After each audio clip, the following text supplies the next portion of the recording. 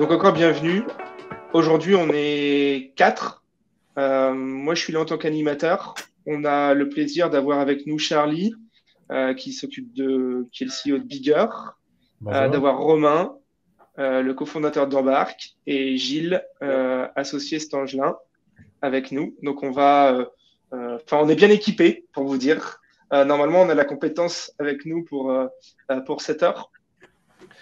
Pour vous présenter rapidement le sommaire et ce dont on va parler aujourd'hui, on va aborder les enfin en tout cas les trois statuts majeurs avec des petites caractéristiques sur la partie société, mais qui peuvent exister aujourd'hui pour vous lancer en tant qu'indépendant. On parlera tout d'abord du portage salarial avec Romain, ensuite de la micro-entreprise, et là c'est Charlie qui prendra la main pour vous présenter les caractéristiques de la formule micro aujourd'hui, qui a un petit peu changé par rapport à l'année dernière.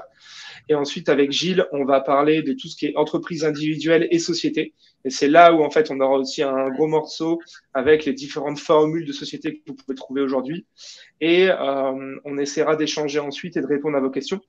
En général, pour vous expliquer, vous avez la possibilité de poser vos questions dans l'onglet questions en bas à droite. Vous avez la possibilité de participer directement sur le chat. Et en fonction du nombre de questions, on fera parfois des petites pauses, parfois pas. Mais n'hésitez pas à les poser au fil de l'eau. Vous avez aussi la possibilité de voter pour faire remonter les questions dans le chat, ce qui peut être un indicateur aussi pour nous pour faire une petite pause à ce moment-là et y répondre directement. Sinon, on est là pour 1 heure. Ça peut déborder, c'est pas grave. On va essayer. Généralement, on tient le timing. Et voilà, détendez-vous. Vous aurez le replay qui vous sera transmis, les slides. Donc l'idée, c'est plus là de suivre avec nous, mais pas forcément de lire ce qui a marqué sur les slides. Si on se présente et on va faire un peu le tour de table, je commence comme ça c'est fait, mais moi je suis là pour animer les webinaires avec Bigger. Donc je m'appelle Bruno, moi j'ai 36 ans et je suis à Lyon. Et donc voilà, je suis vraiment là pour l'animation. On vous proposera aussi 2 sondages durant l'événement pour vous faire un petit peu participer, que ce soit pas que dans un sens et que vous soyez pas que là pour nous écouter. Et je vais laisser la main d'abord à Charlie qui va nous présenter Bigger et voilà, ensuite au fil de l'eau, chacun va pouvoir le faire. Ok, super. Écoutez, bonjour à tous. Donc très rapidement, moi je suis Charles Gaillard, j'ai 35 ans et donc je suis à Paris. Effectivement, donc moi je suis le CEO de Bigger. Bigger, c'est un service de mise en relation en fait pour les consultants indépendants. Donc on les aide en fait à trouver des missions auprès d'entreprises qui sont plutôt des grandes entreprises, des grands comptes. Et on essaye vraiment de le faire dans une démarche d'accompagnement. Donc on est vraiment très très proche de notre communauté et c'est ça qui aujourd'hui aussi fait notre force. Voilà, en quelques mots, j'essaie d'être synthétique. Et Bigger a fêté ses 1 an il y a pas longtemps du coup. Exactement. On a fêté nos 1 an le 23 septembre et on a fait une petite fête la semaine dernière. Et voilà, c'était un moment très chouette. Eh ben merci Charlie. Romain, est-ce que tu veux te présenter Embark? Je t'en Eh prie. ben, avec plaisir. Donc, moi, je m'appelle Romain. J'ai fondé Embark il y a 6 ans. Embark, c'est une société de portage salarial qui a décidé d'user un filon qui est complètement différent. C'est qu'on a voulu faire de l'éthique dans une profession qui n'était pas forcément encore très bien normée, pas très claire. Donc, on propose pour la première fois du portage une expérience digitale et éthique dans le portage salarial. Voilà. Et donc, je vais essayer de vous présenter le portage, de le vulgariser. Alors, bizarrement, c'est le statut qui est le plus proche du salarié, mais c'est le statut sur lequel il y a le plus de flou artistique. Donc là, ça va être une discussion entre amis. Je vais vous présenter le portage comme jamais et vous allez comprendre tout de A à Z et j'espère que ça pourra vous aider dans le choix de votre statut. Voilà. On fera pas d'interro, vous inquiétez pas, mais à la fin. Mais je pense que globalement, vous aurez une bonne vision des choses. Et Gilles, si tu veux te présenter aussi et présenter Stangelin. Oui, bonjour à tous. Donc Gilles Bossigère, je suis expert comptable associé au sein du cabinet Stangelin. C'est un cabinet qu'on a fondé avec 3 autres associés en 2016 et aujourd'hui nous sommes une cinquantaine de personnes. On est basé à Paris, à Gare de Lyon. Voilà, donc je sais qu'il y a beaucoup de collaborateurs qui sont qui sont sur le chat. Donc, j'espère que je ne vais pas dire trop de bêtises parce que sinon, ils pourront me corriger en live et ce sera un peu la honte pour moi. En tout cas, merci pour l'invitation. Merci, Charlie. C'est vrai ça fait plusieurs années qu'on travaille ensemble et notamment sur Bigger. Alors, j'étais pas là à la petite fête de la semaine dernière, mais j'ai envoyé une ambassadrice qui m'a dit beaucoup, beaucoup de bien de cette fête. Donc, j'essaierai d'être là pour les 2 ans. Promis. Super. Top. Et une petite précision que j'ai pas donnée qui est importante puisque aujourd'hui c'est le sujet des statuts. Nous effectivement chez Bigger aujourd'hui on travaille avec tous les statuts, donc du portage salarial, on a des micro-entrepreneurs ou des auto-entrepreneurs, on a des présidents de SAS, des gérants de URL, donc on va vous expliquer tout ça, mais effectivement c'est quand même un élément important, quel que soit votre statut, on peut travailler ensemble et c'est aussi une des forces de notre modèle. C'est ça. Et l'idée va être de vous présenter les différents statuts qui vous permettra, on espère, de faire un choix ou de changer ou d'évoluer de statut en fonction de vos besoins. Mais c'est vraiment adaptable en fonction de qui vous êtes, votre activité. On voulait commencer par un premier sondage et on a aussi un peu en off, vous la voyez pas, enfin vous ne les voyez pas, mais il y a Karine et Paola qui nous aident à l'animation. On va vous proposer de participer à ce premier sondage-là qui nous permet de savoir un petit peu quel est le statut juridique que vous pouvez avoir aujourd'hui. Du coup, vous pouvez aller dans l'onglet sondage et vous pouvez aller soumettre vos réponses. Alors, des fois, il y a un petit message qui pop, mais je ne sais pas pourquoi. Ce n'est pas le cas là, mais c'est pas grave. Donc, en fait, vous pouvez aller en bas à droite dans la partie sondage et vous pouvez aller répondre au premier sondage qu'on vous pose qui est quel est votre statut actuel. C'est 1, je suis entrepreneur individuel, 2, je suis gérant, président, salarié en portage, ou je suis tout simplement salarié et je souhaite lancer mon activité. Et dès que vous répondez à la petite question, eh ben, vous avez les réponses qui s'affichent. Donc là, je vois que les gens votent. Et normalement, vous voyez aussi en direct la réponse, enfin les résultats s'afficher en live. Alors, je vois qu'on a 50% en entrepreneur individuel OI au micro, 25%, mais ça évolue. Allez, on vous laisse encore une petite 30 secondes pour aller répondre. Donc, c'est en bas à droite, vous avez la partie sondage et vous pouvez répondre au premier sondage qui s'affiche.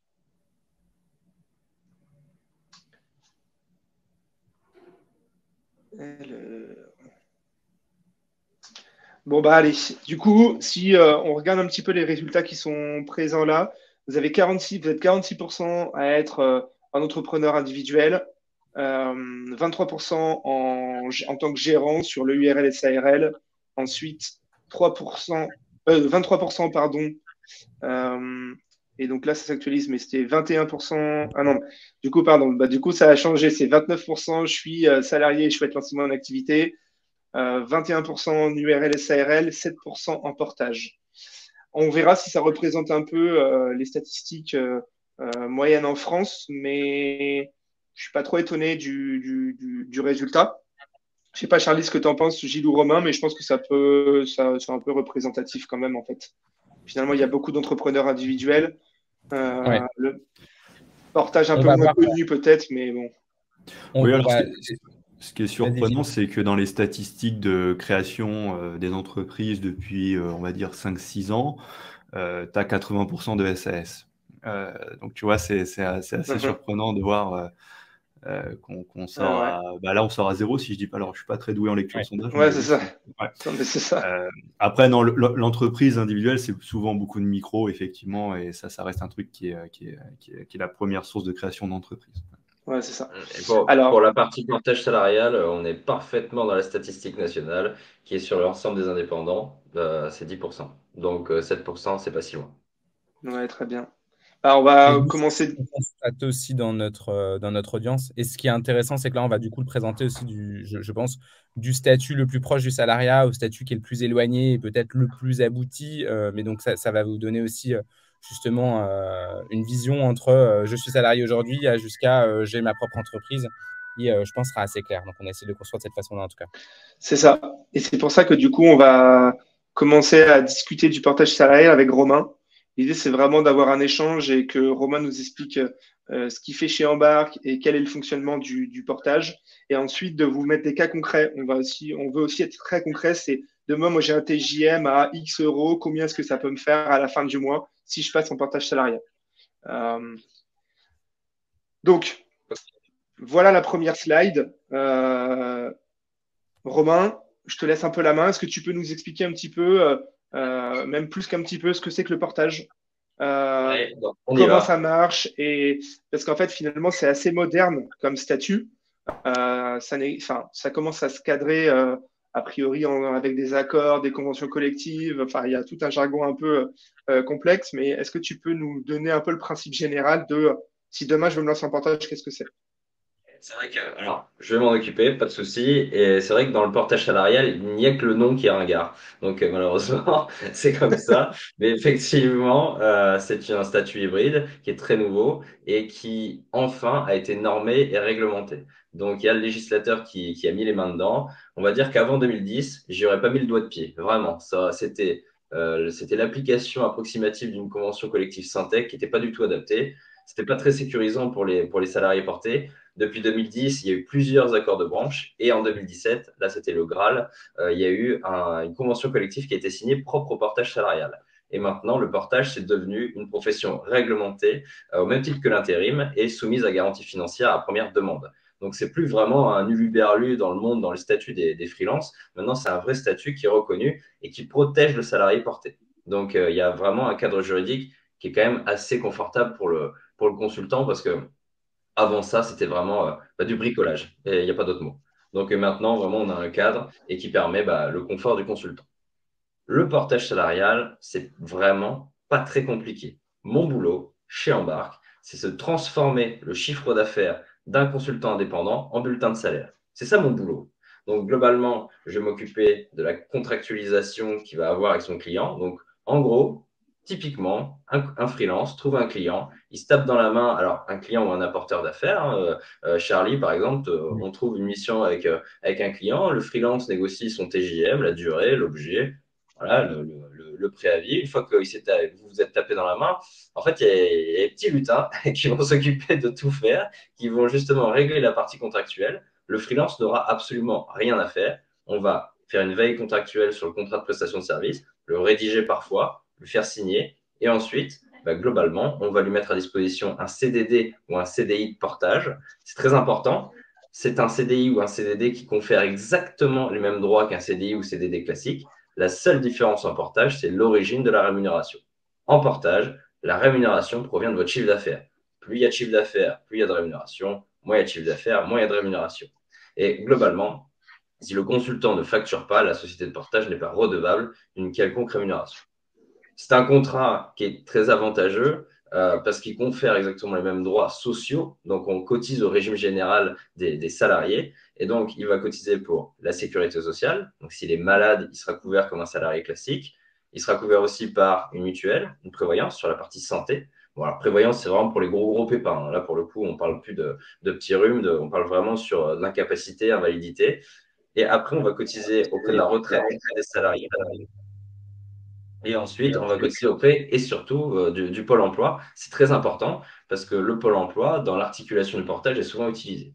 Dans le portage, vous avez en place un CDI ou un CDD qui vous permet de faire votre facturation mensuelle. Puis quand vous n'avez plus d'activité, d'avoir la sécurité du Pôle emploi. Voilà. Donc, quand la mission se rompt, nous, si vous l'avez bien compris, notre boulot, c'est d'ouvrir et de fermer des contrats de travail au gré de vos missions. Et quand on le ferme, on le fait de façon à ce que vous puissiez avoir le Pôle emploi. Donc, pour effectivement avoir la sécurité de pouvoir payer son loyer en fin de mois, ça, c'est quand même la brique la plus importante. C'est ça. Et pour rebondir sur ce que tu dis, du coup, Romain, c'est pour ça qu'ici, on a marqué une relation tripartite. C'est qu'en fait, vous avez une relation, vous, en tant qu'indépendant. Donc, vous restez vraiment indépendant, même si on parle de salariat. Vous êtes indépendant sur le client avec qui vous voulez travailler, la façon dont vous voulez travailler, vos horaires. C'est vous qui gérez la partie facturation, c'est-à-dire le montant que vous allez facturer avec votre client. Ou alors, c'est Charlie aussi qui peut vous accompagner là-dessus quand vous travaillez avec un client que Charlie connaît ou sur une mission que Bigger peut vous proposer. Mais c'est vous qui gérez ensuite de votre côté, en tout cas, vous êtes vraiment indépendant au quotidien. Par contre, vous avez la protection du salariat, puisqu'en fait, vous signez, comme Romain le dit, un CDD ou un CDI, ce qui est assez confortable aujourd'hui, notamment si parfois vous avez un peu peur d'être dans l'incertitude des prochaines missions, ou si vous êtes salarié et que vous voulez vous lancer facilement sans avoir la contrainte de quoi que ce soit. C'est pour ça qu'on parle de relation tripartite. Vous allez avoir une relation avec Romain et une relation avec votre client. Exactement. Donc, en gros, on va pallier justement la charge administrative et émotionnelle d'un démarrage de contrat. Ce qui est au départ, quand on commence en tant que freelance, peut représenter parfois quelque chose qu'on n'aime pas trop. Donc là, c'est des choses qu'on met de côté. Et voilà, on se concentre sur la mission. Et c'est le seul statut, c'est vraiment le seul statut, on a le droit aux allocations chômage, comme tu le disais, Romain. C'est le seul où on peut y prétendre.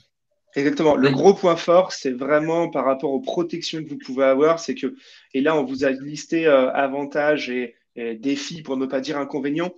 Est-ce que, Romain, tu veux peut-être en prendre deux, trois ou un de chaque, et moi j'en prends un aussi pour ceux qui, pour toi, sont plus intéressants? Pour moi, pour parler vraiment sans langue de bois et pour vraiment qu'on connaisse vraiment le pour et le contre, c'est que le portage, c'est hyper bien parce que si la mission s'arrête, on va voir le Pôle emploi. S'il y a encore le Covid, la mission pète et le client arrête la mission du jour au lendemain, il y a le chômage partiel qui a été admis pour la première fois de notre discipline. Par contre, au-delà de ça, les taux de conversion du chiffre d'affaires en net sont les moins intéressants de tous les statuts. C'est comme ça. Je crois que de mémoire, en micro et en TNS, donc sur les sociétés, on va être entre parfois 25 pour les statuts où on cotise le moins jusqu'à, et ça je laisserai Gilles et Charlie vous présenter ça, jusqu'à 35 voire 40 en TNS. En portage, vous prenez 50% de cotisation, donc sur 100 euros de facturé, vous récupérez 50. Donc déjà, ça, il faut en être conscient. Mais c'est pas un miracle ou c'est pas quelque chose de complètement flou. C'est juste qu'il y a toutes les cotisations. Il y a formation, il y a Pôle emploi qui représentent des sommes qui sont colossales, qui vont être imputées sur le régime des assimilés salariés. Alors, ça peut représenter une perte financière trop importante pour certains profils qui veulent optimiser leur net à payer. Et après, ça peut représenter une sécurité pour les profils qui sont un peu plus timorés. C'est peut-être leur première mission. Ils ne savent pas quelle va être leur régularité sur le freelancing. Donc, comme dans tout statut, il y a du bon et du moins bon. Voilà. C'est ça. Et c'est vrai que en prenant mon exemple personnel, moi, j'aime bien me sentir sécurisé sur la partie revenu. Et même si demain, je perds mon job, j'ai toujours voulu avoir un matelas de sécurité. C'est dans ce sens-là que je pense que le portage est vraiment trop bien. C'est qu'en fait, comme vous êtes salarié, vous avez aussi potentiellement, enfin, vous n'avez pas que potentiellement, vous avez des tickets resto, vous avez un CE.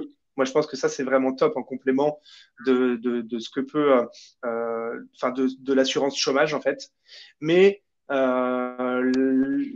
l'inverse, c'est que vous cotisez beaucoup et aussi, je pense que c'est un statut qui est intéressant à partir d'un minimum de facturation, c'est-à-dire d'un TJM qui va être quand même un peu plus élevé. C'est ce qu'on vous met là, c'est-à-dire que en dessous de 250 euros par jour de facturation, c'est moins intéressant puisqu'en fait, vous aurez du mal à couvrir les charges et à vous dégager un revenu. En fait, c'est ça aussi.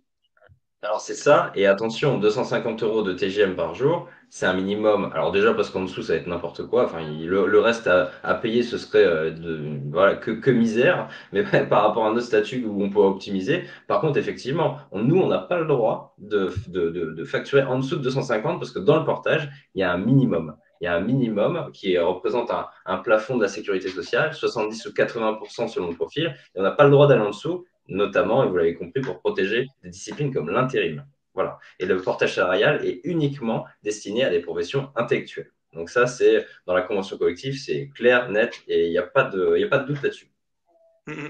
Et du coup, c'est vraiment la convention, enfin, c'est la sécurité sociale qui fixe le minimum, en fait, qui en découle ce TJM, c'est pas le fait du montant du SMIC. Non, en fait, alors, pour le coup, c'est le législateur avec la convention collective, qui a fixé le montant minimum. Par contre, ils ont pris comme référentiel le plafond de la sécurité sociale qui était de 3314 de mémoire. Et pour le coup, donc, c'est 70% pour un profil junior, 80 pour un profil junior et 70 pour un profil senior. C'est tout, c'est hyper simple. Et effectivement, c'est un minima en dessous duquel nous ne pourrons pas descendre. Et puis en plus, en dessous, pour être tout à fait honnête, on prend 50% de cotisation sociale, il ne faut pas l'oublier. Donc, ça va être de plus en plus déceptif sur la transformation du net à payer. Oui, on pourra parler des TJM de toute façon. Effectivement, ça, c'est un des webinars, je pense qu'on a prévu. On en a déjà un peu parlé sur le précédent. C'est important de ne pas se sous-évaluer aussi dans la fixation de ces prix. Exactement. Et on arrive très rapidement à un TJM supérieur à 250 sans vraiment trop de complexité. On voulait vous faire aussi, du coup, un cas concret en prenant, et avec Gilles, on le fera aussi tout à l'heure, un TJM par jour à 650 euros pour un temps de travail de 20 jours ouvrés par mois et de vous montrer un peu quel est le calcul et qu'est-ce qui vous reste à la fin en salaire net avant impôt. Tu veux commenter un peu et nous expliquer, Romain, ces chiffres? Oui, pas de problème. En fait, effectivement, 650 euros de TJM, ça va faire une facturation mensuelle sur la base de 20 jours. En freelance, je pense que c'est communément admis que nos simulations se basent sur une moyenne de 20 jours. Parce que je sais que c'est plutôt 21 jours ouvrés cette année, mais personne ne le fera jamais. Donc, refusez les simulations qu'on va vous proposer parce que c'est pour dégrader votre, votre rémunération. Donc, globalement, effectivement, on va facturer 13 000. Embarque va prendre 600 euros. Donc, globalement, on prend 5% pardon, qu'on plafonne à 600 euros. Donc, on va avoir ce plafond qui va justement vous permettre de ne pas payer trop de frais de gestion. C'était un vrai sujet au départ d'Embarque. On veut dynamiser et insuffler un vent nouveau dans le portage. C'était aussi du bon sens qu'il fallait mettre en place dans le cadre du portage salarial. C'est pas normal que quelqu'un qui a un TGM de 300 à la fin du mois prenne 300 euros de frais de portage et quelqu'un qui a un TGM de 1500 prennent une timbale de 2000 euros de frais de portage. C'est le même métier, ça n'a pas de sens. Donc, c'est pour ça qu'on a décidé de dire, voilà, notre métier vaut autant. Et c'est très bien comme ça. Et donc, ça devient dégressif pour les plus hauts TJM. Donc, à partir de 13 000, vous voyez, le plus important, c'est de voir le salaire net finalement. C'est regarder le salaire net sur 13 000, on est à peu près à 50%. Si vous êtes en train de négocier un TJM, une mission en freelance, c'est pas compliqué. Vous voulez 5 000 net dans votre poche avant impôt évidemment, bah faut facturer 10 000. Vous allez retirer 50% de votre TJM pour avoir votre net à payer. Et c'est un référentiel qui est incroyablement simple, mais qui marche à tous les coups. On est légèrement au-dessus de 50%, mais ayez ça en tête. Vous négociez un TGM avec un client, bah, sachez que si vous facturez 1000, vous aurez 500 dans votre poche à la fin du mois. Et, C'est voilà. ça. Et tout. Voilà. Et en fait, dans les lignes qui sont constituées des 50%, en gros, vous avez les charges sociales et les charges patronales. Et en fait, en passant par le portage salarial, finalement, vous cotisez beaucoup, mais parce que vous avez beaucoup de charges. Et c'est vraiment ça, le calcul, il est assez simple à faire. On vous partagera aussi le lien du simulateur d'embarque qui vous permet de pouvoir comment dire, faire vous-même vos calculs en fonction de votre TJM. Je vais vous le copier-coller directement, comme ça vous l'avez dans le chat. Et ça vous permet, en quelques clics, avec le TJM que vous avez aujourd'hui, de savoir combien est-ce que vous avez en salaire net à la fin du mois, avant impôt, pour voir si c'est quelque chose qui peut vous intéresser. En sachant que derrière, les équipes d'embarque peuvent aussi vous renseigner sur le fait que vous cotisez. Et donc, du coup, si je ne me trompe pas, Romain, vous cotisez au Pôle emploi, mais ça veut dire que c'est sur base aussi de ces cotisations. Est-ce que demain, moi, si je suis passé par un portage salarial pendant 3 ans, enfin 3 semaines, ou un mois ou 3 mois, est-ce que j'ai droit à 2 ans de chômage? Non. En fait, on est d'accord. Alors, non, attention. Alors, globalement, nous, effectivement, notre boulot, c'est quand on ferme le contrat de travail, c'est de réouvrir au droit Pôle emploi. Après, faut-il encore avoir cotisé suffisamment? Et là, il y a des règles. Alors, ce qui est intéressant, c'est que même si on a une mission de 4 mois, maintenant il faut 6 mois de mission pour recotiser auprès du Pôle emploi et réouvrir des droits à complet. Mais pour le coup, en portage, vous pouvez avoir une mission de 4 mois et puis mettre un petit peu de chiffre d'affaires de côté et puis prolonger la mission sur 6 mois pour avoir un lissage de salaire pour réouvrir les droits Pôle emploi. Effectivement, dans le cadre de certaines missions, il y a un freelance qui a une mission de 4 mois. Au bout de 4 mois, il a une intermission. Il n'y a plus que ses yeux pour pleurer au bout de 4 mois. Alors que nous, on est en capacité de lisser la rémunération pour qu'il puisse avoir le Pôle emploi au bout des 6 mois. Donc, ça peut être quand même un vrai avantage. Et l'idée, c'est vraiment d'avoir, comment dire, d'être conseillé en fait par Embarque là-dessus, notamment si vous prenez des vacances, de faire en sorte que vous n'ayez pas une perte de revenus durant cette période-là. Donc, n'hésitez pas. En tout cas, c'est aussi l'intérêt que Charlie et avec Charlie qu'on a à cœur, c'est de mettre en avant des partenaires qui peuvent vous accompagner, vous apporter de la valeur en fait et des conseils dans votre activité d'indépendant. D'ailleurs, je me permets, Bruno, ce qui est hyper important, ça reste du droit de la paye. C'est un des droits les plus compliqués du monde. Et j'ai été commissaire au compte avant et c'est parfois très compliqué de suivre. Donc, n'hésitez pas à nous contacter. On a digitalisé l'approche, mais pas à tout prix. Donc, il y a vraiment des vrais gens, des vrais nanas et des vrais mecs pour vous conseiller sur cette partie-là. C'est hyper important parce qu'un mauvais choix est trop vite fait. Et dans le portage, comme ailleurs, il est parfois urgent de ne pas se presser, de faire des simulations, de cadrer le point. Voilà. Carrément. Et ben, merci Romain pour toutes les infos. On va passer sur la partie micro-entreprise avec Charlie. Ouais. Charlie, on rentre directement dans le vif du sujet. Moi, demain, je suis auto-entrepreneur où j'ai envie de me lancer. Comment ça fonctionne? C'est quoi mon taux de cotisation? Est-ce que je peux payer moins d'impôts? Et sur base de quelles conditions, etc. Est-ce que tu veux nous présenter un peu ça? Oui, bien sûr. Alors, déjà, ce qu'il faut savoir, c'est que, vous l'avez vu, je ne sais pas si on l'a redit au début, mais il y a des statuts différents, donc effectivement des avantages, des inconvénients différents. Donc, c'est difficile de conseiller tout le monde sur un statut. En fait, c'est une question qui est très personnelle et propre à chacun en fonction de ses contraintes personnelles et professionnelles. Le statut du micro-entrepreneuriat, ce qui est intéressant, c'est que il est très simple. Donc, en fait, l'immense force de ce statut-là, c'est que c'est la grande simplicité. Il faut faire une déclaration. Alors, il y a plusieurs façons de se déclarer, soit sur le portail Net Entreprise, soit auprès d'un centre de formalité des entreprises. Mais pour faire simple, c'est un formulaire à remplir. Et ce formulaire-là va vous donner un numéro de SIRET, donc l'équivalent d'un numéro d'identification d'entreprise, qui va vous permettre de facturer des clients. À la différence de ce que va présenter Gilles ensuite, où dans certains statuts, il y a vraiment un patrimoine professionnel et qui est séparé du patrimoine personnel. Là, le principe de la partie micro-entrepreneur, c'est qu'en fait, on n'a pas une existence juridique propre de cette entreprise qu'on a créée. Donc, dit autrement, tout ce qu'on va facturer avec ce fameux numéro de SIRET ou de sirène, ça va rentrer immédiatement dans notre patrimoine personnel et donc ça va être considéré comme de la rémunération. Donc en fait, la façon dont ça se passe en termes de flux, pour faire très simple, c'est que vous facturez un client avec votre micro-entreprise et l'État va prélever, vous allez devoir à chaque fin de mois ou chaque fin de trimestre sur option, déclarer vos recettes d'un côté, vos charges de l'autre. Éventuellement, il y a quelques charges.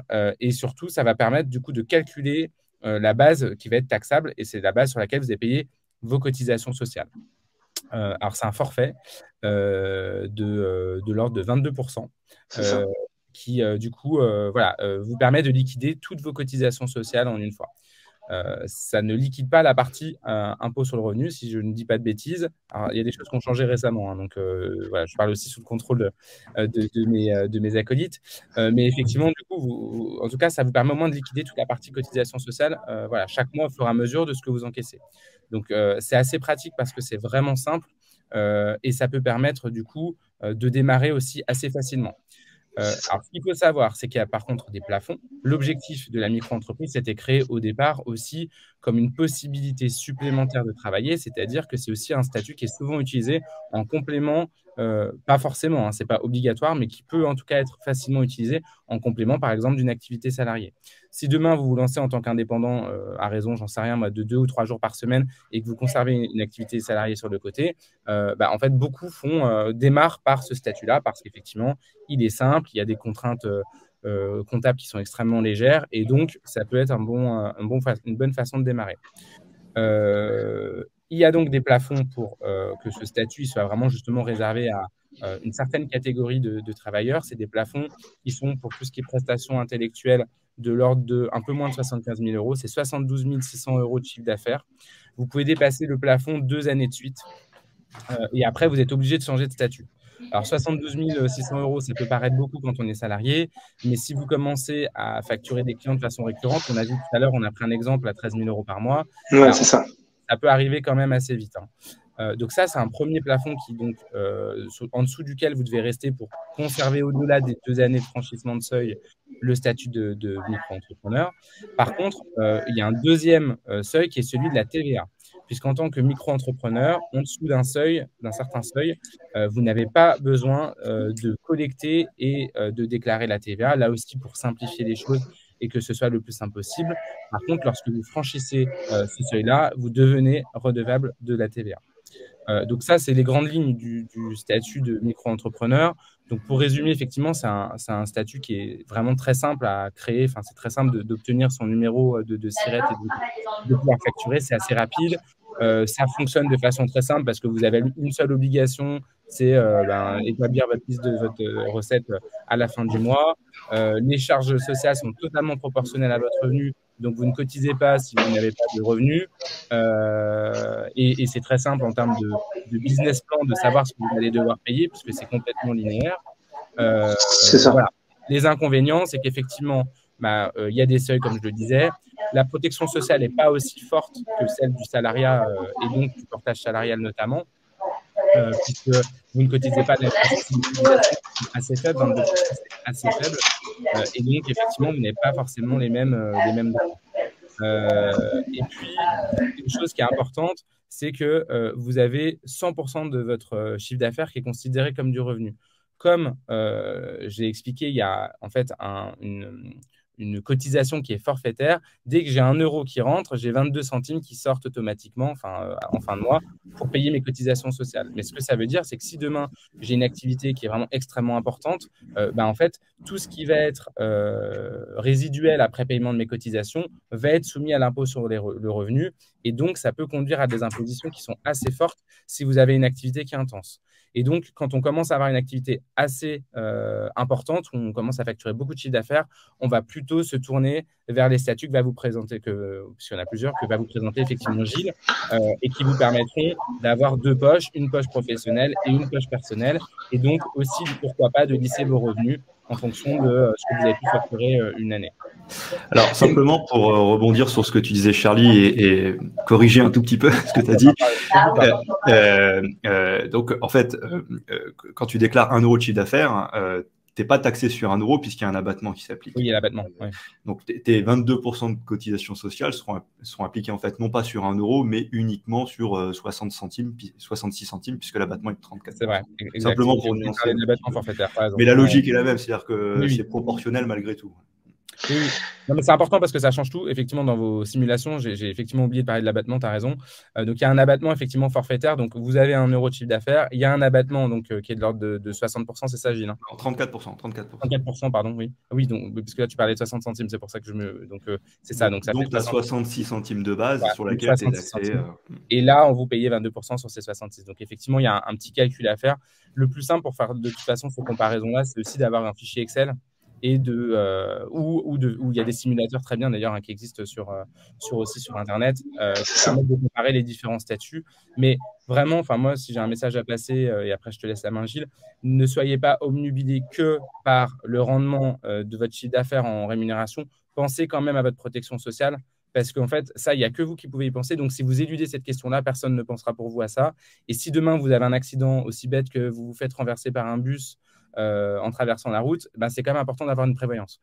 Donc, réfléchissez aussi effectivement en fonction de votre état de santé, de votre propre configuration personnelle et professionnelle, à quel peut être le statut qui est le plus adapté. Et encore une fois, on peut changer de statut en fonction de l'évolution de son activité, évidemment.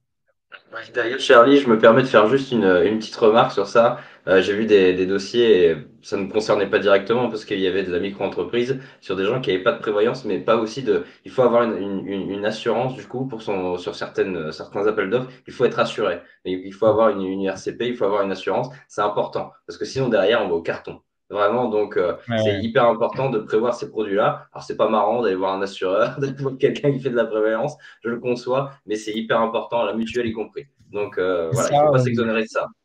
C'est ça, et en fait, le statut de l'auto-entreprise, clairement, c'est un statut qui est temporaire, à mon sens, notamment parce que vous allez très rapidement dépasser les seuils. L'idée, c'est de pouvoir vous tester au début en tant qu'indépendant, de pouvoir avoir une flexibilité, c'est-à-dire je facture et je suis directement prélevé et à la fin du mois, en fait, j'ai vraiment un net de net, j'ai pas de décalage particulier de trésorerie. Mais voilà, on va vite passer sur l'entreprise individuelle et sur la formule sociétaire. Si vous vous projetez sur plus d'1 an d'activité, notamment dans le métier du digital, c'est un incontournable. Ou alors vous passez par du portage salarial parce que vous voulez avoir vraiment une protection et avoir, comme on l'a dit, un peu de confort derrière parce que vous cotisez plus et du coup vous avez droit à plus de choses en cas de. C'est souvent un statut effectivement de transition pour démarrer et puis après quand l'activité s'envole, on passe sur l'un ou l'autre, effectivement, soit portage, soit société, en fonction de son appétence au risque. ça. C'est exactement ça, parce que finalement, on parlait, tu le disais très bien, hein, 13 000 euros en 5 mois, c'est bouclé, hein. Donc, on est au plafond. Et par contre, si on dépasse le plafond, on arrive dans une dynamique où j'ai vu des gens qui n'avaient pas prévu le coup, que ce soit de passer en portage ou en SASU. Bon, là, du coup, on change de braquet quand même. Donc, c'est bien de prévoir les choses en amont et de voir un petit peu plus loin. Si c'est un test d'un mois et après on arrête, c'est parfait. En plus, le taux de cotisation est canon. Par contre, pour le reste, bon, faut essayer d'anticiper un petit peu plus ce qui va arriver au bout de 6 mois ou au bout du plafond. C'est ça. Alors, du coup, on va enchaîner pour essayer de garder au maximum le timing. Gilles, je te donne la parole. Est-ce que donc, on a vu l'entreprise, enfin la micro-entreprise. Là, on va parler entreprise individuelle, EURL, SARL, SASU, SAS. Mais en gros, il y a 3 grandes catégories, si je ne me trompe pas. Est-ce que tu peux nous présenter un petit peu tout ça? Alors, Charlie nous a présenté le régime du micro qui a plusieurs vertus, la principale étant la simplicité, puisqu'effectivement, tu te contentes de déclarer ton chiffre d'affaires, tu payes des cotisations sociales dessus, tu payes de l'impôt sur le revenu dessus, tu as les abattements, etc. Mais quelque part, ta seule contrainte comptable et administrative, c'est de déclarer tous les mois un chiffre d'affaires. Donc ça, c'est à la portée de tout le monde, et c'était le gros intérêt de ce régime. Moi, je dois vous présenter l'entreprise individuelle et les sociétés. Donc là, à l'écran, on vous a mis la SARL et la SAS, qui sont 2 formes de sociétés. C'est 95% des sociétés qui se créent aujourd'hui, donc on ne va pas parler des autres formes qui n'ont pas d'intérêt pour ce webinaire. Le point commun entre l'entreprise individuelle, la SARL et la SAS, c'est qu'on va être dans un régime qu'on appelle le réel. Alors, qu'est-ce que ça veut dire le réel? Ça veut dire que plutôt que de déclarer un chiffre d'affaires puis d'avoir des abattements forfaitaires définis par le législateur, tu vas déclarer ton chiffre d'affaires, mais tu vas également déclarer toutes tes charges, mais les vraies charges, ce que tu as vraiment payé. Si tu as eu des dépenses, si tu as embauché du monde, etc. Donc, tu vas, pour ça qu'on appelle ça le réel, faire la liste de toutes tes dépenses, donc dans le cas d'une comptabilité, évidemment, et tu vas arriver à la fin à un revenu. Et c'est sur ce revenu réel que tu es taxé. Et donc, cette logique, elle est la même pour l'entreprise individuelle, pour la SARL et pour la SAS. Alors, une précision importante, en SARL et SAS, quel que soit ton niveau de chiffre d'affaires, tu es obligé d'être au réel. En entreprise individuelle, il y a le fameux seuil que Charlie a évoqué, donc des 72 000 euros. Il a peut-être augmenté, mais enfin dans ces eaux-là. Si tu es en dessous de 72 000 euros en entreprise individuelle, par défaut, tu es en micro, donc ce que Charlie a présenté. Mais tu as la possibilité, tu as le droit de faire une option pour dire non, même si je suis en dessous du seuil, je veux être au réel. D'accord? Parce que ça peut avoir des vertus. Si tu dépasses ce seuil, donc pendant 2 exercices consécutifs, alors là, effectivement, tu seras dans tous les cas obligé d'être au réel. Alors, ce système du réel, on le comprend bien, il a un défaut, c'est que il t'amène à tenir une comptabilité beaucoup plus exhaustive. Enfin, même, tu as l'obligation de tenir une comptabilité avec les règles comptables, les logiciels comptables imposés par l'administration fiscale. Donc, c'est un peu plus lourd que la micro-entreprise. Mais l'un des intérêts que ça présente, c'est que si jamais tu as un début d'activité un peu poussif avec beaucoup de dépenses, et que la première année, tu n'es pas forcément sur un super bénéfice, ben, tu payeras beaucoup moins de cotisations sociales et d'impôts qu'en micro, puisqu'en micro, c'est proportionnel. Plus tu as de chiffre d'affaires, plus tu es taxé. Donc, tu es plus proche de la réalité quand tu es au réel. C'est le principal intérêt. Le deuxième intérêt, il est de nature fiscale, puisque dans chacun des 3 régimes, que tu sois en entreprise individuelle, en SARL ou en SAS, tu vas avoir le choix entre 2 régimes fiscaux. Alors, on appelle ça l'IR, donc l'impôt sur le revenu d'un côté, et de l'autre côté, l'IS, l'impôt sur les sociétés. Alors, je vais essayer de vous les expliquer de manière un peu simplifiée. Quand tu es dans le régime de l'impôt sur le revenu, tu fais ton bénéfice réel, donc ton chiffre d'affaires, tes dépenses, ton résultat, et ce résultat-là, eh ben, tu vas le déclarer dans ton impôt sur le revenu et tu vas être taxé au barème progressif, donc comme un salaire classique. Voilà. Et donc, ce régime de l'impôt sur le revenu, on peut l'avoir dans les 3 formes d'entreprises que vous avez à l'écran. Donc, entreprise individuelle, SARL et SAS, alors avec certaines limites. Par exemple, la SAS, ça ne peut pas être plus de 5 ans, mais enfin, peu importe, 5 ans, c'est un temps qui est déjà assez long, mais on peut l'avoir dans les 3 régimes. Le régime de l'IS, de l'impôt sur les sociétés, il a une logique assez différente. C'est-à-dire qu'on va calculer encore une fois le résultat, donc ton chiffre d'affaires moins tes dépenses réelles. Et là, tu vas pouvoir t'affecter une rémunération. Donc, soit une rémunération de chef d'entreprise, soit une rémunération de gérant de SARL, soit une rémunération de président de SAS. Et c'est sur cette rémunération que tu vas être taxé à l'impôt sur le revenu.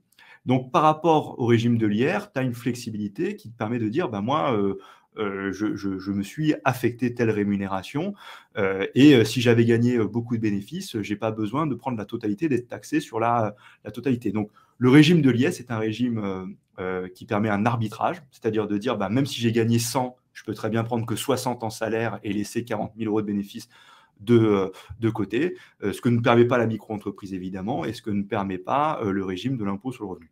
Mais encore une fois, l'impôt sur les sociétés, aujourd'hui, et c'est assez nouveau, ça date de 2022, on peut l'avoir dans les 3 régimes, que ce soit entreprise individuelle, SARL ou SAS. Et donc aujourd'hui, depuis 2022, la question de l'IR ou l'IS n'est plus un choix discriminant entre entreprise individuelle, SARL, SAS, parce qu'on peut avoir les 2 régimes dans les 3 formes d'entreprise de société, ce qui n'était pas le cas il y a encore quelques années. Voilà, donc j'en dis pas plus parce que c'est plus tout à fait discriminant, c'est plus ça qui va déterminer le choix qu'on fait. En réalité, il y a 2 critères principaux pour choisir entre entreprise individuelle, SARL ou SAS. Le premier, c'est le statut social du chef d'entreprise, du dirigeant. Quand tu es en SAS, donc quand tu crées ta SAS et que tu es président de SAS, tu vas être soumis à un régime qui est le régime dit des assimilés salariés. Alors, ça veut dire concrètement que tu as une fiche de paye. Voilà, avec les mêmes cotisations qu'un salarié. Une exception importante, c'est le chômage. Quand tu es président de SAS, tu as une fiche de paye, mais tu ne cotises pas au chômage, ce qui veut dire que tu n'as pas le droit au chômage, évidemment, en cas de sinistre. Et c'est donc une des différences majeures avec le portage salarial. C'est-à-dire que tu es assimilé salarié, mais tu ne bénéficies pas de la couverture chômage. Par contre, toutes les autres couvertures, maladie, retraite, etc., sont les mêmes que celles d'un salarié.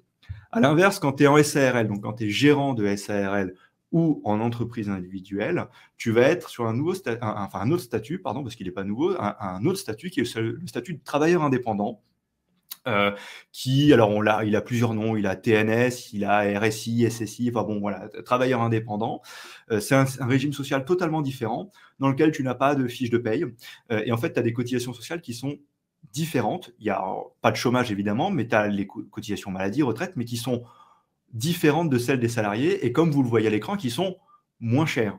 C'est-à-dire que quand vous êtes sur un statut d'assimilé salarié, vous pouvez compter sur un taux de cotisation de l'ordre de 81%. C'est-à-dire que quand je prends 1 000 euros de salaire net, je vais cotiser à peu près 810 euros de cotisation sociale sur ma SAS. Quand je suis travailleur indépendant, le taux de cotisation est plutôt de 40%. C'est-à-dire que si je prends 1 000 euros de salaire net, j'ai à peu près 400 euros de cotisation sociale à payer soit sur ma SARL, soit sur mon entreprise individuelle. Donc, on est quasiment du simple au double, cet écart pouvant même être plus important en fonction du niveau de revenu que vous avez. Vous avez, on a précisé qu'on a fait ces calculs sur la base d'un TJM à 650 euros, mais sachez que plus votre TJM est important, plus l'écart va être élevé, c'est-à-dire que le taux de cotisation SAS va rester de l'ordre de 80%, celui de la SARL va plutôt avoir tendance à baisser et peut arriver sur des taux extrêmement bas. Donc ça, c'est vraiment le premier critère, très discriminant, c'est le statut social du dirigeant, et c'est souvent le principal critère dont on tient compte pour choisir la forme de société qu'on crée. Alors évidemment, quand on vous met un tableau et qu'on vous dit d'un côté tu as 80%, de l'autre tu as 40%, vous dites je sais quel est le meilleur. Ça paraît assez mathématique et assez simple, mais s'agissant de cotisation sociale, c'est évidemment un peu plus compliqué que ça. Alors, on vous a mis une simulation chiffrée avec un TJM à 650 euros au jour, donc sur 20 jours, ça fait 13 000 euros sur un mois. Si vous convertissez la totalité de cette enveloppe en salaire, en SAS, vous allez avoir 5 800 euros de cotisation, il vous restera un salaire net de 7 165 euros. Si vous êtes en SARL ou entreprise individuelle, c'est-à-dire en statut de travailleur indépendant, vous n'aurez que 3 630 euros de cotisation sociale et un salaire net de 9 370 euros. Donc le delta est très important, vous avez plus de 2 000 euros de salaire net de plus, mais vous l'avez compris, il y a évidemment un revers à cette médaille, c'est le fait que vous avez moins cotisé aux caisses publiques de couverture sociale et que donc vous avez une couverture sociale qui est moindre. Alors, quand on parle de cotisation sociale, comme Romain le faisait tout à l'heure, en réalité, il faut distinguer plusieurs familles de risques. Parce que quand vous cotisez, vous avez vu, il y a plein de lignes sur votre fiche de paye, c'est parce que vous cotisez à plein de risques différents. Ce sont des assurances, les cotisations sociales. Comme je l'ai précisé précédemment, que ce soit en SAS ou en SARL, il n'y a pas de cotisation chômage Pôle emploi. D'accord? Donc ça, vous l'occultez. Il n'y a pas de couverture Pôle emploi quand vous êtes indépendant, quelle que soit la forme de société ou d'entreprise que vous retenez. En revanche, vous allez avoir une couverture déjà pour la maladie. D'accord? C'est-à-dire que quand vous cotisez en SAS ou en SRL ou en EI, eh bien, vous avez la carte vitale. D'accord? C'est-à-dire que vos médicaments sont remboursés, vos visites chez le médecin sont remboursées, et ces cotisations maladie, peu importe le montant que vous payez, c'est-à-dire que peu importe le montant du salaire que vous allez déclarer auprès de la caisse maladie, vous aurez les mêmes remboursements Sécu. D'accord? Quand vous allez à la pharmacie, on ne vous demande pas votre fiche d'imposition pour savoir quel niveau de remboursement vous allez avoir. D'accord? Donc, le fait de cotiser à 80% ou à 40% n'a pas d'impact sur la couverture maladie. Sur le risque famille, parce que la famille est considérée comme un risque dans notre merveilleux pays, c'est-à-dire le fait que lorsque vous avez des enfants, on vous verse des allocations familiales, et bien de la même manière, sur le principe, ce n'est pas les allocations familiales ne dépendent pas du revenu ou du montant de cotisation d'allocation famille que vous avez versé. C'est pour ça qu'on parle de cotisation non productive, c'est-à-dire que vous aurez les mêmes allocations familiales que vous soyez en SAS ou en SARL. Là où ça commence un tout petit peu à se différencier, c'est sur la retraite, et principalement sur la retraite complémentaire. Il faut bien être perdant à un moment donné, on ne peut pas cotiser 2 fois moins et avoir la même retraite que les salariés. Donc, de manière très schématique, la retraite complémentaire en SARL ou en entreprise individuelle, c'est-à-dire la retraite complémentaire des travailleurs indépendants, n'est pas très bonne. Elle est même plutôt mauvaise. En tout cas, elle est beaucoup moins bonne que celle des salariés, des astimili salariés, du portage salarial, puisque là, le montant de la retraite complémentaire que vous percevrez lorsque vous serez à la retraite est totalement proportionnel au niveau du salaire sur lequel vous avez cotisé, le montant des cotisations sociales que vous avez versé. D'accord? Donc, c'est sur la retraite où on a un affaiblissement de ses droits au niveau du statut de SARL ou d'entreprise individuelle. Le dernier risque, c'est la prévoyance. Donc, comme Romain le disait tout à l'heure, il m'arrive un gros pépin. Ça peut aussi être un petit pépin parce que je mets dans le sac de la prévoyance tout ce qui est indemnité journalière, maladie, voilà, tout ce que va te verser la Sécu quand tu es malade. Et ben là, c'est évident que plus tu cotises, plus tu as de couverture prévoyance. Je vais toutefois nuancer ce propos. Avec les dernières réformes qu'il y a eu sur les 5 années précédentes, on a globalement une couverture prévoyance de la SARL qui s'est alignée sur celle des salariés, voire qui est même dans certains cas meilleure. Il y a quelques exceptions, notamment la maternité. C'est un des cas dont il faut tenir compte pour vous, mesdames. Mais si on raisonne sur la globalité des systèmes de prévoyance qui existent, donc les indemnités maladie que vous touchez quand vous êtes arrêté chez vous, ça s'est aligné. Et donc il n'y a pas vraiment de discrimination entre SAS et SARL. Je vois une question sur le chat, est-ce que je ne parle que des cotisations obligatoires? Oui, je ne parle que des cotisations obligatoires parce que comme Romain le précisait, le conseillait tout à l'heure, que vous soyez en entreprise individuelle ou en SARL, il faut prévoir des contrats privés, donc évidemment une mutuelle, mais aussi une prévoyance privée. C'est-à-dire que si vous êtes malade, il faut que vous puissiez toucher suffisamment de pognon pour payer vos dépenses, votre crédit IMO, etc. Donc, il faut prendre une prévoyance privée. Et puis, vous avez des contrats de retraite privés, alors ce qu'on appelait avant Madelin, ce qu'on appelle maintenant PER, mais c'est des contrats, ce qu'on appelle des cotisations facultatives, qui en fait vous permettent de compléter votre couverture sociale qui a été dégradée du fait du choix de la SARL. Est-ce que Gilles, juste pour bien schématiser, on peut dire qu'il y a un modèle où on croit au modèle de répartition et donc on va être plutôt sur SAS, et dans l'autre, on est plutôt sur un système de capitalisation où on choisit finalement les cotisations qu'on va payer, on se construit sa propre couverture sociale, qui serait plutôt celui de l'URL de la SARL. Mais c'est ça, c'est-à-dire que d'un côté on te dit on te prend 80%, donc toi t'en peux plus, tu remets pas dans des trucs privés à côté, donc tu as tout mis dans les caisses de Bercy. C'est là où tu croises les doigts pour que ça tienne jusqu'à la retraite. Du côté TNS, tu as cotisé que 40%, donc il faut que tu complètes. Et là, tu peux faire un peu de privé, de l'assurance privée, de l'immobilier, voilà, ou tout type d'investissement, de la crypto-monnaie si c'est ton truc. Alors, sans faire de politique, parce que sur ce sujet-là, de toute façon, ce serait trop compliqué d'en faire. Moi, je ne suis pas socialiste, mais j'adore les caisses publiques parce que comme elles sont déficitaires. Et en fait, le fait qu'elles soient déficitaires fait qu'il y a paradoxalement, un bon taux de rendement des cotisations retraite. C'est-à-dire que cotiser aux retraites publiques, c'est plutôt un bon rendement. On a des rendements de l'ordre de entre 4 et 6%, et certaines caisses vont même jusqu'à 7% de rendement. C'est-à-dire que lorsque je verse 1 euro de cotisation retraite à la caisse publique, j'ai un rendement de 4 centimes en l'occurrence, de 4% minimum, voire parfois de 5, 6, 7 centimes. Je vous mets au défi aujourd'hui de trouver des placements privés sur ces taux de rendement. D'accord? Alors, ce taux de rendement, il est alimenté par le déficit, il faut être très clair, donc ça ne pourra pas durer. D'accord? Mais il ne faut pas non plus totalement fuir les cotisations sociales. Et j'envoie ce message particulièrement à ceux qui sont des fanatiques du dividende en SAS, c'est-à-dire qui ne cotisent absolument plus. Il y en a plein. Il y en a qui disent « je ne veux plus rien cotiser ni en SARL ni en SAS », qui ne font que des dividendes pour ne plus cotiser.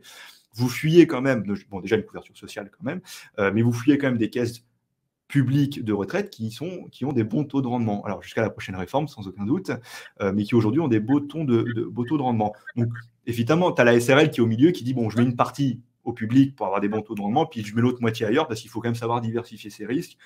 On est tous les quatre assez jeunes, on aura notre retraite dans très longtemps. Il faut espérer que tout est tenu d'ici là, parce que, évidemment, les taux de rendement que j'annonce, s'il n'y a plus de pognon à la fin, il y aura zéro. D'accord? Mais en l'état actuel, il faut être un peu objectif. Les taux de rendement assurés par l'État sont plutôt bons. Gilles, si je rebondis sur ça et le fait que certains statuts, et c'est celle qu'on avait là sur les indemnités Pôle emploi, est-ce que tu peux nous expliquer un peu les différences? Est-ce que j'ai droit à mes indemnités Pôle emploi en fonction de mes statuts, et comment est-ce que je peux optimiser ça? Alors, c'est souvent le deuxième critère, c'est-à-dire que j'ai parlé du statut social, entre d'un côté indépendant, d'un côté salarié. Le deuxième critère, et en vérité celui qu'on voit très très souvent, notamment chez les freelances, c'est la possibilité de cumuler la création de mon entreprise, SARL, SAS, machin, avec les allocations chômage auxquelles j'ai le droit parce que j'ai soit été licencié, soit j'ai bénéficié d'une rupture conventionnelle de la part de mon employeur précédent. Alors, de façon un peu globale, la règle, c'est que tu as le droit de créer une entreprise et de toucher tes allocations chômage. C'est tout à fait légal. D'accord? J'ai plus la stat en tête, mais il y en a énormément au Pôle emploi. C'est beaucoup plus que ces 10, 20, c'est énorme. C'est un pourcentage très, très important de gens qui sont créateurs d'entreprises ou repreneurs d'entreprises, parce qu'on peut racheter une entreprise aussi, et qui bénéficient en même temps des allocations chômage. C'est totalement légal pour une raison simple. C'est que Pôle emploi considère que créer son entreprise est un acte positif de recherche d'emploi. Voilà, ce qui est, pour le coup, philosophiquement assez compréhensible. Et c'est d'un autre côté aussi, je rebondis, pardon Gilles, mais un matelas de sécurité intéressant et aussi, un peu de risque en moins, en fait, notamment si vous avez été salarié avant, que vous avez eu peut-être un salaire déjà assez intéressant qui vous permet d'avoir un Pôle emploi qui vous couvrira sur je paye mon loyer, je paye mes charges pendant 2 ans, si vous avez le droit, et en complément d'avoir une activité pour vous faire une petite trésorerie, en fait. Oui, alors c'est évidemment une aide plus que bienvenue pour les créateurs d'entreprises. Voilà, ça faut pas se le cacher.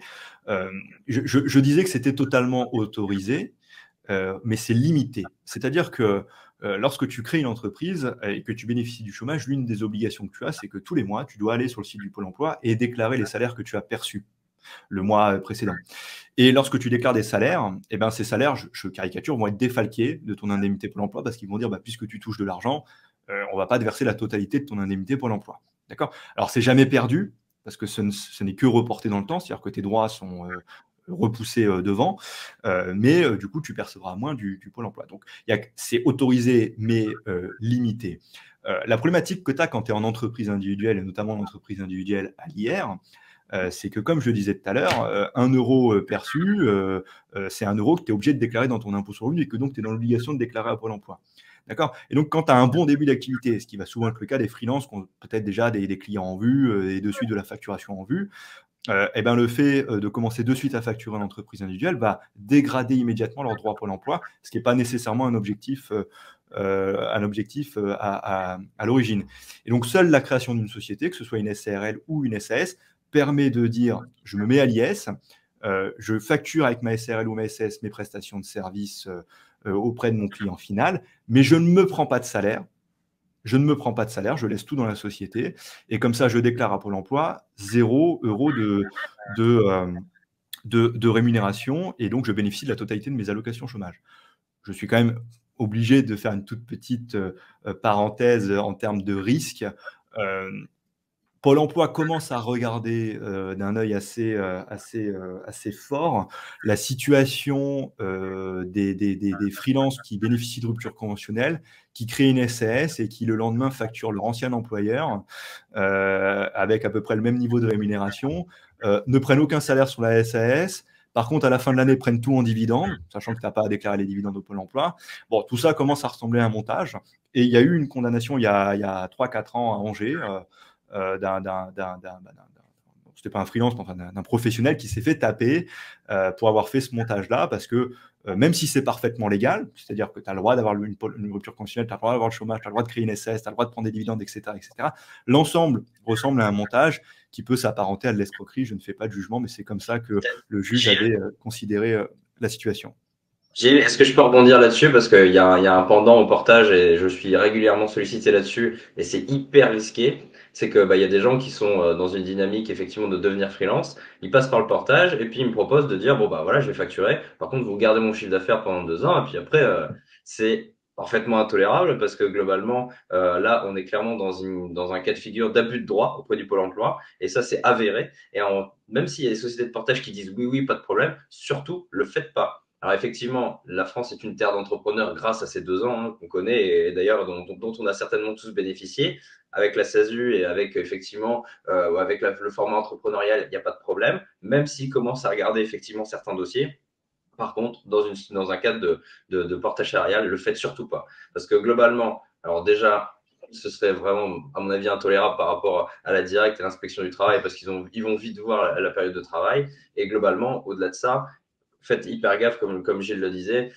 Pour le moment, les dividendes étaient des revenus du capital, donc non pris en charge par le Pôle emploi, mais les choses sont en train de changer. Donc faites très attention, il peut y avoir un risque opérationnel et un abus de droit avéré. Et alors là, vous allez passer dans un seul quart d'heure avec une gestion administrative manuelle auprès du Pôle emploi. D'habitude, tout est automatisé. Et quand vous passez en gestion manuelle, c'est-à-dire que quelqu'un va regarder votre dossier tous les mois, ça sent pas bon. Voilà. Oui. Et, alors, encore une fois, tout le schéma est légal, c'est-à-dire que tu as le droit de toucher le chômage, etc. Mais à un moment donné, si à la fin de l'année, tu touches 100 000 balles de dividendes, même si, OK, c'est pas du salaire, Pôle emploi est en droit de dire, OK, mais enfin, bon, ces dividendes, ils viennent d'où? C'est un peu ton travail, quoi. Donc voilà, donc, certes, tu l'as pas fait en fiche de paye, mais c'est ton travail. Peut-être deux points pour aussi après on avance Ouais. sur ce sujet-là. Le premier, c'est que, en tout cas, nous, chez Bigger, on accompagne beaucoup de néo-freelance qui se lancent et c'est quand même un schéma qu'on voit très fréquemment, pour pas dire systématiquement. Donc, c'est juste aussi pour dire, voilà, ça se fait encore. Donc, et comme tu le dis, Gilles, c'est légal. Donc après, c'est une question d'évaluation du risque là encore. Et deuxième sujet, c'est aussi pour dire que cette aide au lancement de l'entreprise, à la création d'entreprise, elle peut être aussi perçue sous forme de capital. Là, on a parlé de 2 ans d'indemnité, donc en fait de cumul chômage et activité. Il y a aussi une capacité de liquider ces droits au chômage, une partie, à peu près 50%, c'est 45%, je crois, et de les toucher en 2 fois à la création de la société, puis 6 mois plus tard.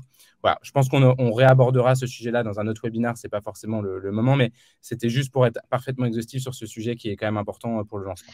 Ça, après, l'idée, c'est encore une fois, et Gilles aussi, c'est le travail qu'il fait au quotidien, c'est de pouvoir conseiller et de renseigner pour à la fois optimiser son statut social quand on veut passer par ce genre de formule, tout en ayant un risque le plus faible possible, parce que effectivement, il y a plein de possibilités, mais à un moment donné, on peut pas non plus tout demander et gagner 3 fois faire 3 fois son revenu, alors qu'en fait, c'est que des montages qui sont temporaires et qui sont risqués, sur lesquels on peut se faire rattraper. Si je reviens si on passe sur la dernière slide, et on avait aussi un petit sondage qu'on voulait vous mettre dans le même temps. Est-ce que tu peux nous dire un peu, donc là, l'idée c'était de parler d'une société comme un véhicule patrimonial stratégique. Est-ce que tu peux nous commenter un petit peu ce point-là, Gilles? Oui. Alors, je le fais vraiment en 1 minute pour pas déborder, mais l'un des gros intérêts de la société, que ce soit la SARL ou la SAS, c'est que ça peut devenir une espèce de coquille, de véhicule dans lequel vous allez emmagasiner des bénéfices et qui va vous permettre de réinvestir de l'argent sur du patrimoine, alors plutôt du patrimoine de nature de rendement, hein, c'est-à-dire vous achetez pas votre résidence principale dans la SAS, ça, c'est pas un bon plan, mais par contre faire un peu d'investissement locatif, faire un peu de crypto si c'est votre truc, boursicoter si c'est votre truc, vous pouvez le faire via une société, donc c'est l'un des intérêts de la société.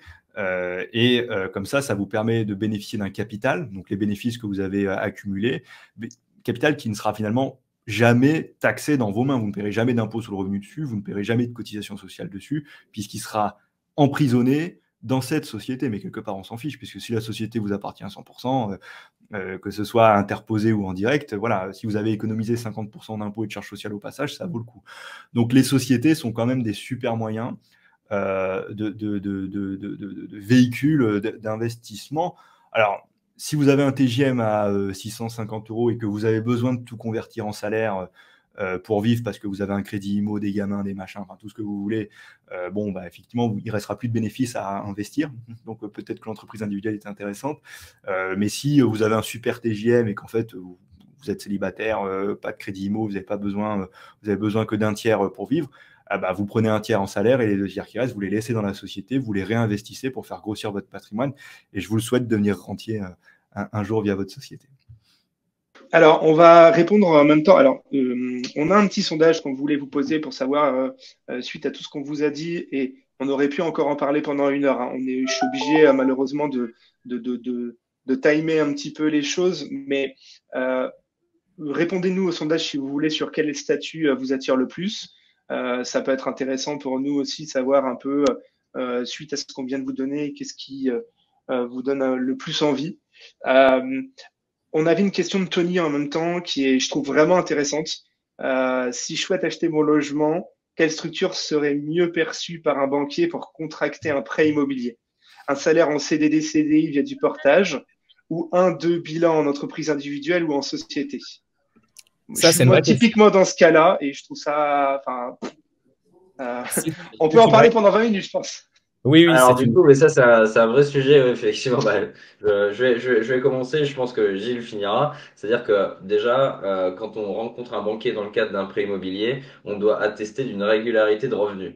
Alors, les choses étaient très segmentées historiquement, et j'étais banquier d'affaires avant, mais je sais à peu près de quoi on parle. C'est vrai qu'un banquier, il a une grille, et quand il y avait une société, il voulait 3 bilans, une régularité, ce qui n'est plus forcément le cas. Donc, on a quand même pas mal de freelances qui passent en portage pour justement attester d'un contrat de travail et 3 fiches de salaire. Cette année, on a eu 7 dossiers vraiment uniquement pour ça et on a eu 7 accords de la banque. Mais les banquiers, et on le sent, même les courtiers commencent à creuser de plus en plus. Ils comprennent que le CDI de portage n'est pas forcément le CDI qu'on connaît tous. Ils comprennent que la régularité de revenus dépend du contrat de prestation. Donc, parfois, ils vont même rechercher le contrat de prestation.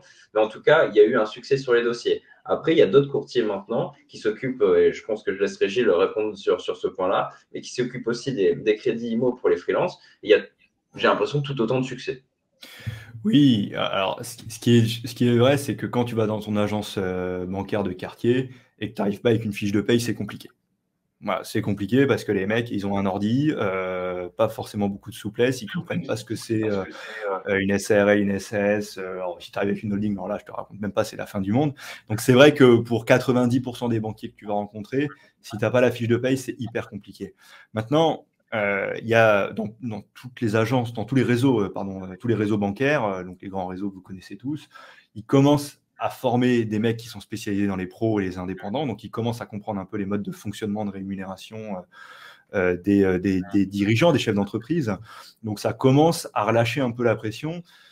Ça va dépendre de ta situation, c'est-à-dire que si tu es freelance, que tu as un contrat avec un super TJM, voilà, que les flux ils rentrent dès le premier mois, qu'il n'y a pas de souci sur le compte, tu l'auras ton crédit. Parce que le mec il va comprendre que c'est flat. Voilà. Par contre, si tu as une activité plus laborieuse, plus compliquée, il va attendre effectivement 1 ou 2 bilans. Ça, tu pourras pas y échapper aujourd'hui. Bon, sur les freelances, ça commence à se détendre, mais c'est vrai qu'il faut tomber sur le bon interlocuteur, hein, parce que c'est très très très compliqué avec les banques. Ils commencent à former des spécialistes du sujet, et heureusement.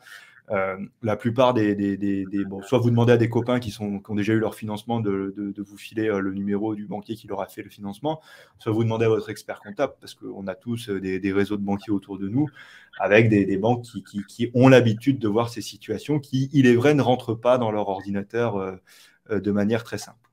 Je peux juste compléter. Non, ouais, je t'en prie, Charlie. Un petit conseil, parce que moi j'ai réussi, ça date d'il y a 7 ans, donc à l'époque c'était moins flex, et j'ai réussi à acheter au bout du premier bilan, parce que j'étais justement travailleur non salarié. Je pense qu'un des bons conseils, c'est de domicilier les comptes pro et perso dans la même banque si vous pensez que cette banque peut vous suivre. En tout cas, cette façon de nature a beaucoup facilité le dossier parce qu'ils ont une vue sur l'ensemble. Et donc, si vous voulez créer une société et que vous savez que vous avez un projet IMO dans quelques temps, ça peut être une bonne idée de réfléchir à cette question-là. Oui, moi j'ai le cas là, j'ai 2 jeunes entrepreneurs qui viennent de reprendre une belle entreprise. Ils bénéficient du Pôle emploi, donc ils ne prennent pas de salaire. Mais ils ont besoin de faire des crédits. Alors, il y en a un des deux qui a besoin de faire un crédit IMO. On a expliqué à la banque pourquoi il n'y avait pas de salaire, pourquoi il n'y avait pas de fiche de paye. On a montré les bilans de la société, les flux bancaires. Enfin, le dossier il va passer. Tu vois, mais parce qu'on a un interlocuteur qui déjà gère les flux de la banque, comme tu disais, parce que c'est vrai que ça les rassure de voir de l'argent rentrer, et quelqu'un qui connaît les entreprises, parce que s'il ne comprend pas ce que c'est une entreprise, ça va être très compliqué. Effectivement, et puis dernier point, ce que j'ai remarqué aussi, c'est que bon, c'est vraiment du bon sens, mais on l'a remarqué, c'est que ils s'intéressent maintenant aussi au cœur de métier. Il y a des métiers, on le sait, hein, comme l'IT, des métiers pénuriques qui seront pénuriques encore pendant 15 ans, et ça, malheureusement, c'est des datas sur lesquelles on peut pas négliger la véracité. Mais pour le coup, effectivement, la régularité de revenus et ces professions-là, management de transition aussi, les opérations financières, le middle management, c'est des choses sur lesquelles ils se posent un petit peu moins de questions que des professions qui sont parfois un petit peu plus à l'écart. Et donc, c'est pour ça, et ça rentre en compte. Mais le seul conseil, c'est réussissez à prouver une régularité de revenus et peu importe le statut. Et je pense que le crédit, vous l'aurez. On est là pour vous aider, c'est-à-dire quel que le statut que ce soit. Gilles en tant qu'expert comptable, Romain, toi sur la partie portage salarial, et même nous, Bigger, des fois on fait des attestations qui prouvent qu'il y a un contrat avec tel tarif, sur telle durée. C'est des choses qui sont de nature évidemment à rassurer les banques. Alors, je rebondis là-dessus et je voulais un peu faire aussi mettre en avant Embark et Stangelin. Quand vous êtes inscrit sur la plateforme Bigger, vous avez la possibilité aussi de profiter d'offres sur ces 2 partenaires. Donc, n'hésitez pas si ça peut vous intéresser. On peut vous mettre en relation aussi au travers de Bigger pour affiner vos questions parce que c'est un sujet assez dense. Et malheureusement, l'idée, c'est qu'on va arrêter ce webinaire dans quelques minutes. Et sauf si vous avez des questions que vous voulez encore nous poser. Je vous mets un autre lien complémentaire qui peut être intéressant. Charlie en parlait tout à l'heure. On a un petit simulateur. Mais ce simulateur-là, c'est l'URSSAF qui le développe au travers de Startup Data. Ça vous permet de pouvoir comparer en fait vos revenus en fonction de votre forme juridique. Malheureusement, il n'y a pas encore le portage intégré. C'est dommage, mais peut-être que Romain, tu pourrais discuter avec eux pour qu'ils puissent rajouter ça dans la comparaison. Je pense que ce serait pas déconnant du tout. En tout cas, ça vous permet, en fonction des charges potentielles que vous pouvez avoir, comme Gilles l'a dit, c'est qu'on peut faire passer aussi, la société crée aussi, c'est un peu un véhicule d'investissement, ça vous permet d'acheter une voiture de fonction, voire une moto de fonction. Et du coup, voilà, vous pourrez aller faire vos calculs sur ce site-là. Restez en contact sur les réseaux sociaux aussi de Bigger. On vous a mis ici les principaux réseaux sociaux où on est présent et où Bigger est présent, avec une adresse email pour nous contacter si vous avez des infos, si vous voulez peut-être un jour participer à un webinaire avec nous. C'est aussi quelque chose qui pourrait très bien un jour se faire. Et vous inscrire à la newsletter. Le meilleur conseil, c'est justement d'être prévenu des prochains webinaires. Donc, on va en avoir effectivement, comme tu le disais, Bruno, pas mal. Sur différents sujets, là, on est vraiment sur les phases de lancement, comment vous aider à vous lancer, etc. Mais il y a aussi du contenu informatif assez qualitatif. Voilà, par exemple, dans la newsletter, on a un blog podcast. Exactement. Voilà, il y a beaucoup de choses qui vont suivre. Et encore une fois, on fait tout ça pour vous. Pas du tout dans l'objectif d'une auto-promo ou de mettre en avant des partenaires pour des commissions ou quoi que ce soit. C'est pas du tout l'enjeu. L'enjeu, c'est vraiment de vous renseigner, de vous permettre d'aller le plus vite possible sur tous ces sujets-là qui sont parfois très irritants. Et donc voilà, n'hésitez pas. à revenir vers nous avec une question, même si elle paraît un peu bête. Très souvent, ça fait avancer tout le monde en fait. D'ailleurs, Bruno, merci de me donner l'occasion d'évoquer ça. Nous, dans nos partenariats qu'on négocie, on ne prend jamais aucune commission. Donc, tout ce qu'on négocie, c'est pour les free. Et effectivement, si vous inscrivez sur Bigger, vous aurez accès à 300 deals et notamment à des deals avec Embark et avec Stangelin qui sont donc dignement représentés aujourd'hui et qui vous permettront d'avoir aussi des économies là-dessus. C'est des deals même où vous aurez clairement des réductions. Donc, ça peut être intéressant, effectivement, pour vous de passer aussi via ce biais-là. C'est ça. On va terminer là-dessus. Moi, je vais vous remercier déjà. Merci Gilles et Romain d'être venus. Franchement, on aurait pu continuer encore longtemps parce qu'il y a vraiment… c'est un vrai sujet. En fait, si demain, on parle du TJM, si on parle d'énormément de sujets, on en reviendra toujours à la base à quel statut juridique ou quel statut vous avez aujourd'hui, parce qu'en fonction, vous aurez plus ou moins de latitude. Donc, voilà, je vous invite à vraiment vous pencher sur la question et à revenir vers nous si vous avez des questions. Mais merci Gilles et Romain déjà pour la clarté, pour l'exemple du TJM à 650 qui permet d'avoir un aperçu, mais de se dire aussi, de toute façon, il n'y a pas vraiment de meilleur statut. On y change tous forcément à un moment donné en fonction du moment de sa vie. Donc, il y a un meilleur statut pour vous. C'est à vous de définir quel est le meilleur statut. Clairement. Et ça évolue vraiment assez régulièrement aujourd'hui. Donc, continuez à vous informer là-dessus. C'est aussi ça qui crée vraiment des différences à un moment donné de salaire ou d'avantage, en fait. Et quand même, pour être vraiment complet, alors moi je suis expert comptable, donc quand j'ai un client qui vient, il me parle de fiscalité. C'est ça. Mais c'est la fiscalité, c'est très secondaire en vérité. C'est d'abord le projet d'entreprise, vouloir devenir indépendant, prendre ses risques. Et comme Romain a dit, je ne sais plus si c'est Charlie ou Romain qui a expliqué qu'on est allé crescendo. On est parti du portage où tu es encore quand même très très proche du salarié avec une protection chômage pour faire simple, jusqu'au truc le plus hardcore où tu arrives à la SARL TNS. Donc il faut déjà arriver à se positionner sur quel niveau de risque je veux prendre, à quel point je ne veux plus être salarié, etc. Et après, la fiscalité, c'est une conséquence qu'on va chercher à optimiser, évidemment, mais c'est pas la boussole, c'est pas la première des boussoles en tout cas. En tout cas, le résultat du sondage est assez intéressant parce que c'est vraiment justement portage salarial. C'est d'abord SARL et URL, donc on voit quand même que les cotisations faibles, ça plaît.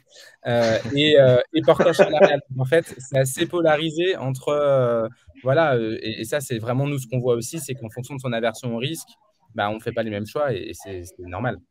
C'est ça. Mais voilà, je pense quand même que le sujet retraite aussi sera à un moment donné intéressant à aborder parce que les cotisations, ça sert toujours à un moment donné, je pense. Et bon, voilà, on en reparlera. Mais merci tout le monde d'être venu, d'avoir participé pour vos connaissances. Et merci à Karine et à Paola parce que ça nous aide aussi à gérer le temps, voir un peu vos retours, répondre à vos questions. Donc à bientôt et puis bon appétit si vous allez manger. Voilà. Merci Bruno. À bientôt. Merci tout le monde. Merci Charlie. Au revoir, bye bye. Ciao tout le monde. Au revoir.